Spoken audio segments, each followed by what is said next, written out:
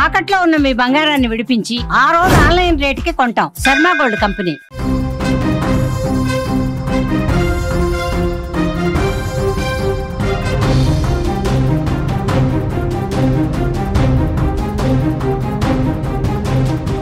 Breaking news చూస్తున్నాం. Russia జైల్లో ఇద్దరు తమిళ యువకులున్నట్లుగా తెలుస్తోంది. తెలియక చేసిన పనికి ఓ కేసులో ఇద్దరిని అరెస్టు చేశారు. చీకటి గదిలో ఇద్దరిని చిత్రహింసలు పెడుతున్నట్లుగా తెలుస్తోంది. యుక్రెయిన్ తో యుద్ధంలో పాల్గొనాలని కూడా వారిద్దరి మీద ఒత్తిడి తెస్తున్నాయి. కొన్ని డాక్యుమెంట్లపై సంతకాలు తీసుకున్నట్లుగా తెలుస్తోంది. పోలీసులు తమ పిల్లలను కాపాడాలని ప్రధాని అలాగే సీఎంలకు కుటుంబాలు వేడుకుంటున్నాయి. రష్యా జైల్లో తమిళ యువకులు చిత్రహింసలకు గురవుతున్నారు. తెలియక చేసిన ఓ పనితో కేసులో ఇరుక్కుపోయిన ఇద్దరు యువకులను అక్కడి పోలీసులు నరకం చూపిస్తున్నారు. యుక్రెయిన్ తో జరుగుతున్న యుద్ధంలో రష్యా తరపున పాల్గొనాలని చీకటి గదిలో బంధించి హింసిస్తున్నట్లుగా కూడా ఇప్పుడు మనకి సమాచారం అందుతోంది. అసలు తమిళ యువకులు రష్యా ఎందుకెళ్లారు, ఏ కేసులో పోలీసులకు పట్టుబడ్డారు, వారి తల్లిదండ్రులు ఏం చెబుతున్నారని వివరాలు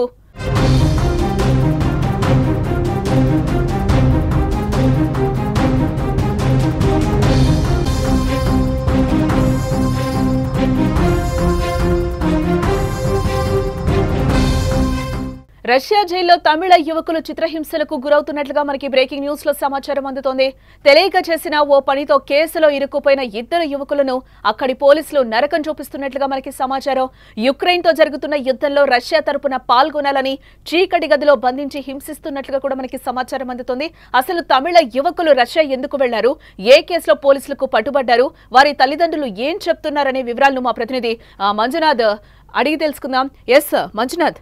ఎస్ జానకి, వీరు కడలు తమిళనాడు రాష్ట్రం కడలూరు జిల్లా శ్రీవష్టం సమీపంలో పొలైకొట్టే గ్రామానికి చెందిన కీలపతి అనే వ్యక్తి, ఆయన కుమారుడు శర్వణ్ కుమార్ 2021లో ఎంబీబీఎస్ చదవడానికి రష్యాకి వెళ్ళాడు. ఇతనికి అక్కడే తమిళనాడు రాష్ట్రం ఎడుపాడికి చెందిన నితీష్ తో స్నేహం కుదిరింది. ఎందుకంటే ఇరువురు తమిళనాడుకి చెందిన వారు కాబట్టి ఇద్దరు ఒకే రూమ్ లో ఉండి అద్దె గది తీసుకొని అక్కడే చదువుకుంటున్నారు. ఇద్దరు ఎంబీబీఎస్. ఈ క్రమంలో వాళ్ళిద్దరు 3 ఏళ్ళు వైద్య సిలబస్ కూడా పూర్తి చేశారు. వీరు చదువుకుంటూనే పార్ట్ టైం గా ఉద్యోగాలు చేస్తున్నారు. ఈ పార్ట్ టైం చేస్తున్నప్పుడే వీరు ప్రైవేట్ కొరియర్ సంస్థలో ఉద్యోగాలు చేశారు. అప్పుడు ఆ కొరియర్ సంస్థలో ఉద్యోగం చేస్తూ ఓ డోర్ డెలివరీకి కొరియర్ ఇవ్వడానికి ఇద్దరు కలిసి వెళ్లారు. కిషోర్, నితీష్ ఇద్దరు పనిచేస్తుంటే అయితే కస్టమర్ కి ఇచ్చిన డోర్ డెలివరీలో రష్యాలో నిషేధించబడిన వస్తువులు ఉన్నట్లు సమాచారం. ఇది తెలుసుకున్న రష్యన్ పోలీసులు 2023 మే నెలలో కిషోర్, నితీష్ ఇద్దరిని అరెస్ట్ చేసి జైల్లో పెట్టారు. 2023లో జైల్లో పెట్టారు. అప్పటి నుంచి ఇద్దరు రష్యన్ జైల్లోనే మగ్గుతున్నారు. దీని తర్వాత కడలూరు జిల్లాలో వారి తల్లిదండ్రులకు సమాచారం రష్యన్ పోలీసులు అందించారు. సమాచారం అందుకున్న తల్లిదండ్రులు ఇద్దరు వారిని బెయిల్ పై తీసుకురావడానికి శతవిధాలా ప్రయత్నించారు. అయినప్పటికీ కుదరలేదు. అంటే వీళ్ళు లాస్ట్ 2 years నుంచి కూడా జైలు నుంచి బయటకు తీసుకురావడానికి పేరెంట్స్ ఫైట్ చేస్తూ ఉన్నారా మంజునాథ్? ఫైట్ చేస్తున్నారు. తమిళనాడు ముఖ్యమంత్రి స్టాలిన్ గారు కలిశారు, తమిళనాడులో ఎంపీలు కలిశారు, తమిళనాడులో ఉన్న ఎమ్మెల్యేలకు అందరికీ కలిసి కలెక్టర్ గారికి కూడా వినతి పత్రం సమర్పించినప్పటికీ అందరూ ప్రయత్నిస్తున్నామని చెప్తున్నారే తప్ప ఇంతవరకు చర్యలైతే ఏవీ రాలేదు. అయితే అకస్మాత్తుగా 2 రోజుల క్రితం కిషోర్ అనే అతను వాళ్ళ పేరెంట్స్ కి ఒక వీడియో రిలీజ్ చేశారు. రష్యా ఉక్రెయిన్ యుద్ధం జరుగుతోంది, మమ్మల్ని అక్కడికి తీసుకెళ్లాలని ఇక్కడ పోలీసులు భావిస్తున్నారు అని చెప్పేసి, అదే విధంగా ఒక చీకటి గదిలో బంధించి మమ్మల్ని చిత్రహింసలకు గురి చేస్తున్నారని చెప్పేసి ఒక ఆడియో అయితే తల్లిదండ్రులకు పెట్టారు.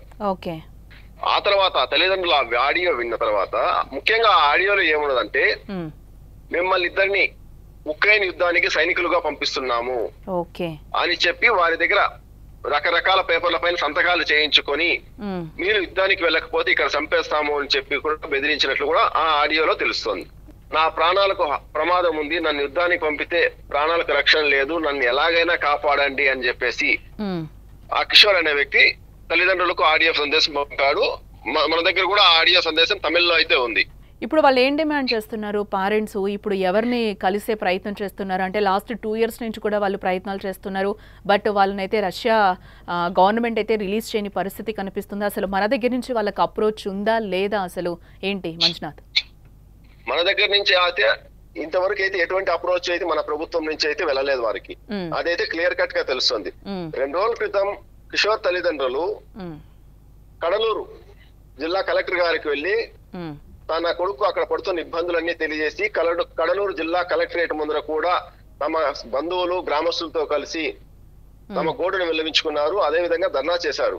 వారి వద్ద నుంచి వినతి పత్రం అయితే తీసుకున్నారు, కానీ ఎటువంటి హామీ అయితే ఇవ్వలేదు. అంతేకాకుండా మీ సమస్యను సీఎంఓకు తెలియజేస్తామని అయితే హామీ ఇచ్చారు.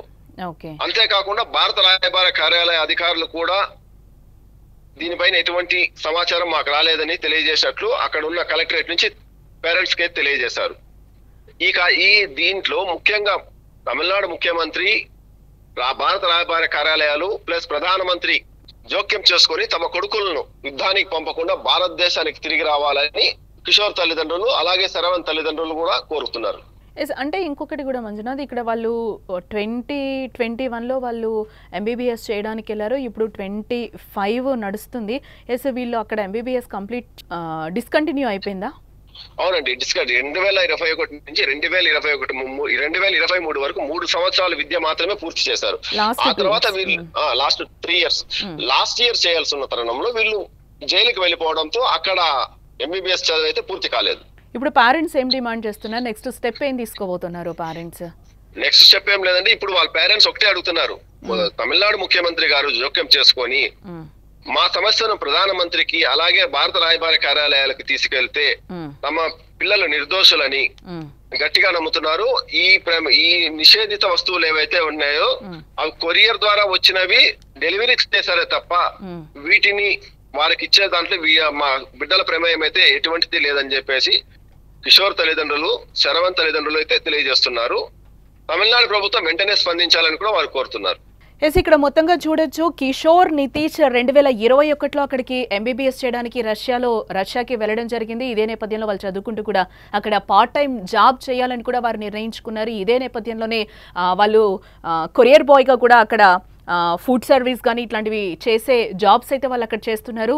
ఈ నేపథ్యంలోనే అక్కడ నిషేధిత వస్తువులు వాళ్ళకి తెలియకుండా కూడా వేరే వాళ్ళకి ఇవ్వడం జరిగింది. ఇదే నేపథ్యంలోనే అక్కడ రష్యా అధికారులు అయితే వారిని అరెస్ట్ చేశారు. బట్ ఇక్కడ పేరెంట్స్ అయితే డిమాండ్ చేస్తున్నారు, వెంటనే వాళ్ళని విడిపించాలి, మా పిల్లలు అలాంటి తప్పులు చేయలేదు అని కూడా వాళ్ళు చెప్తున్న పరిస్థితి కనిపిస్తోంది.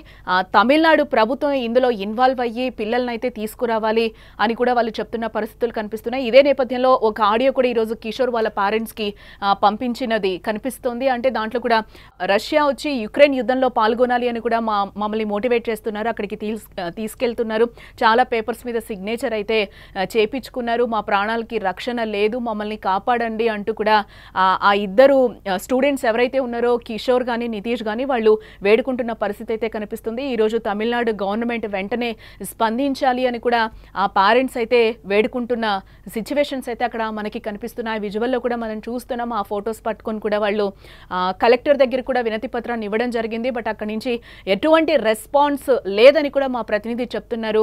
వాళ్ళని 2023 నుంచి కూడా రష్యా గవర్నమెంట్ అరెస్ట్ చేసి జైల్లో పెట్టిన పరిస్థితులు అయితే మనకి కనిపిస్తున్నాయి. బట్ ఈ రోజు కూడా వాళ్ళకి న్యాయం జరగలేదు, ఎవరు అప్రోచ్ అవ్వట్లేదని కూడా ఆ పేరెంట్స్ దీనంగా బాధపడుతున్న సిచ్యువేషన్స్ అయితే కనిపిస్తున్నాయి. ఈ ఇద్దరు కూడా తమిళనాడు స్టూడెంట్స్ ఎవరైతే ఎంబీబీఎస్ చేయడానికి వెళ్లారో కిషోర్ కానీ నితీష్ కానీ వెంటనే తిరిగి రావాలని సుమన్ టీవీ తరపు నుంచి మనం కూడా కోరుకుందాం. వెంటనే క్విక్గా గవర్నమెంట్ కూడా వాళ్ళకి హెల్ప్ చేయాలి, ఆ ఇద్దరు స్టూడెంట్స్ని కూడా వెంటనే తీసుకురావాలని మనం కూడా కోరుకుందాం.